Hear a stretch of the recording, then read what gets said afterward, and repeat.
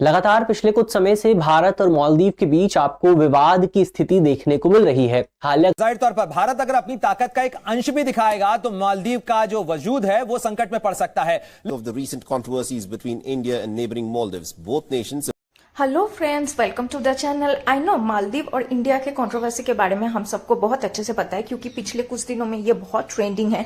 काफी सारे लोग इंडियन गेटवेज को प्रमोट कर रहे हैं, वहां पे जाने के लिए इंस्पायर कर रहे हैं, जो कि काफी अच्छा है। पर हमने थोड़ा कंट्रोवर्सी को साइडलाइन किया और उससे भी ज्यादा कि हमारा प्री बुक था बोल के इस बार हमारा ट्रैवल डेस्टिनेशन है मालदीव, और हमने मुंबई से माले का फ्लाइट लिया है। तो ये व्लॉग में मैं आपको बताऊंगी मालदीव कितना वर्थी है, कितना बजट फ्रेंडली है, आप क्या क्या कर सकते हो, क्या देखने का है, एक्सेट्रा एक्सेट्रा। आई नो कि हमने इंडियन गेटवेज के ऊपर मालदीव को चूज किया है बोल के काफी सारे लोग हमारे बारे में डेफिनेटली ये सोचता होगा। बड़ा हरामी हो बेटा। मुंबई से माले आपको अप्रोक्सीमेटली 2.5 घंटा लगेगा पहुंचने में। और हाँ, आप तो इसका एरियल व्यू देख के तो मुझे इतना अच्छा लगा, मन तो कर रहा था कि इसमें से एक आध आइलैंड खरीद भी लूं, लेकिन फिर अंदर से एक आवाज आया। इंडियंस को मालदीव में विजिट करने के लिए कोई वीजा का रिक्वायरमेंट नहीं होता, हमें ऑन अराइवल वीजा मिल जाते हैं, प्रोवाइडेड हमारा पासपोर्ट का वैलिडिटी 6 मंथ्स होना चाहिए, आपके पास रिटर्न टिकट होना चाहिए, और हाँ, एक इम्यूगा फॉर्म आपको भरना पड़ेगा। इम्यूगा फॉर्म बेसिकली क्या है, वो एक ट्रैवलर डिक्लेरेशन है जो आपको मालदीव जाते हुए एंड मालदीव से लौटते हुए दोनों टाइम आपको ये फॉर्म सबमिट करना पड़ेगा। मालदीव का और एक कंसेप्ट है, मालदीव बेसिकली 1 रिजॉर्ट 1 आइलैंड।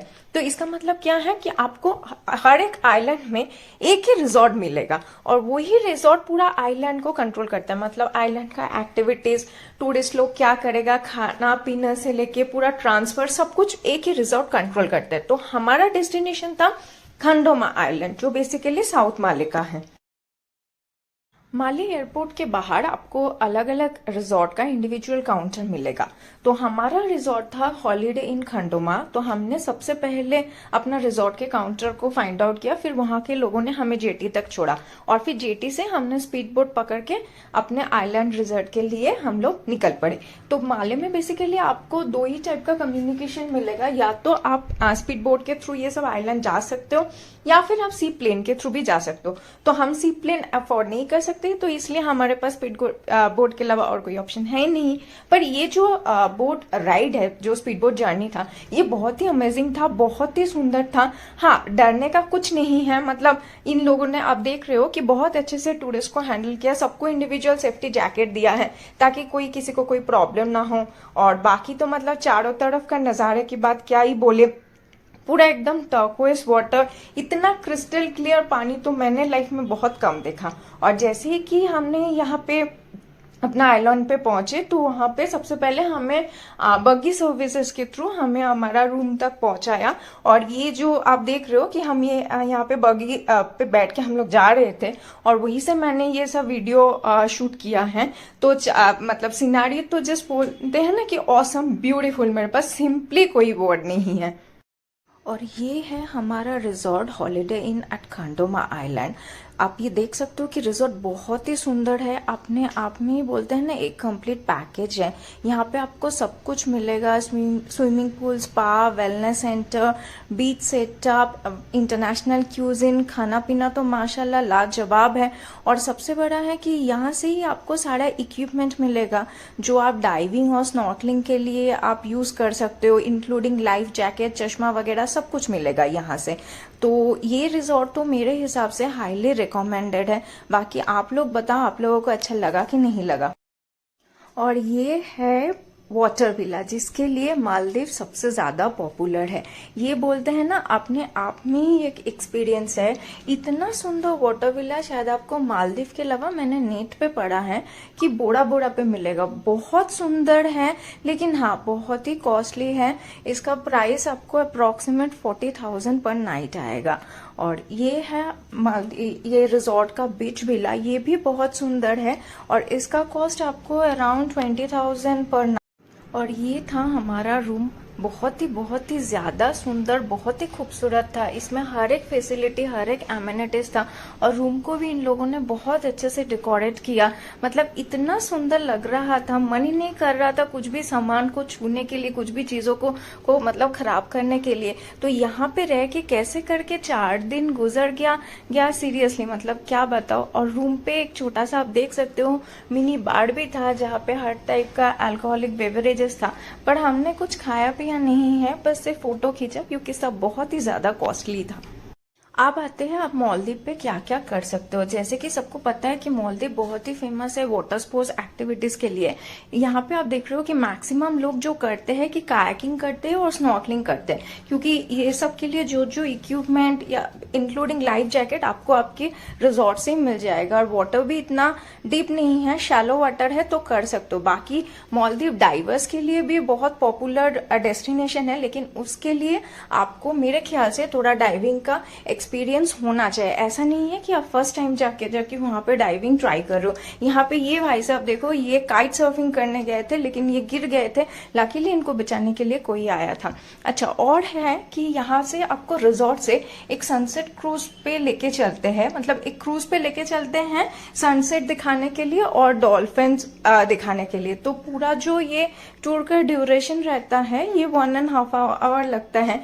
तो आपको वही पूरा एकदम लाइफ जैकेट वगैरह पहना के वो जो आइलैंड का जेटी से, मतलब हमारा खंडोमा आइलैंड के जेटी से ये छोटा सा जो क्रूज है वो छोड़ता है। हाँ, हमें कोई डॉल्फिन नहीं मिला देखने के लिए। यहाँ पे ये गाइड लोग मेनली एक्सप्लेन कर रहे हैं कि डॉल्फिन आपको शाम के टाइम पे यानी सनसेट के टाइम पे मोस्टली देखने को मिलता है, लेकिन हाफ एन आवर वेट करने के बाद भी जब एक भी डॉल्फिन नहीं मिला तो मन से कुछ ऐसा ही निकला। तो डॉल्फिन तो हमें देखने के लिए नहीं मिला, तो फाइनली हम ये सनसेट का नजारा देख के और ये नेट क्लाइंबिंग करके, नेट क्लाइंबिंग क्या होता है, ये अपने बोट के साइड से फिश नेट फेंकते हैं, तो उसके ऊपर आप क्लाइंब करके समुन्द्र पे मजा ले सकते हैं, एंजॉय कर सकते हैं। हॉलीडे इन का फूड आइटम्स को, इनका खाना पीना को मैं स्पेशली मेंशन करना चाहती हूँ। इनके पास हर तरह का क्यूजिन का ऑप्शन है।